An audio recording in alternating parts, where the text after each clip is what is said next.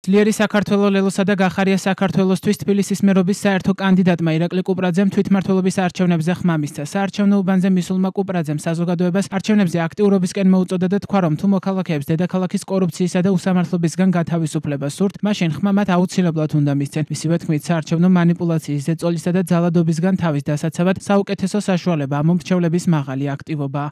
თუ გინდათ დედაქალაქის გათავისუფლება კორუფციისგან, უსამართლობისგან, ეს ქალაქი და ქვეყანა პოლიტიკური პატიმრების გარეშე, კორუფციის გარეშე, უსამართლობის, უკანონობის, არაკომპეტენტურობის გარეშე, აუცილებლად უნდა მიხვიდეთ თქვენ საარჩევნო უბნებზე და მისცეთ ხმა საქართველოს მომავალს, არა წარსულს, არამედ მომავალს.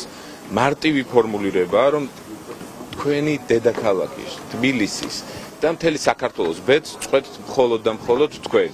იმედიანად, მშვიდობიანად, ამისთვის საჭიროა მხოლოდ და მხოლოდ მიხვიდეთ საარჩევნო უბნებზე და გამოხატოთ თქვენი მხარდაჭერა, თქვენი აზრი იმ პოლიტიკური პარტიის მიმართ, იმ პოლიტიკური გუნდების და კანდიდატების მიმართ, რომლებიც საუბრობენ მომავალზე, კი არ კინკლაობენ, არამედ აქვთ კონკრეტული გეგმა, რომლითაც შეიძლება მხარი დაუჭირონ მოქალაქეებს, აღმოფხვრათ ის სიღარიბე, უსამართლობა და კორუფცია, რაც ჩვენს გარშემო ახლა არის გამეფებული.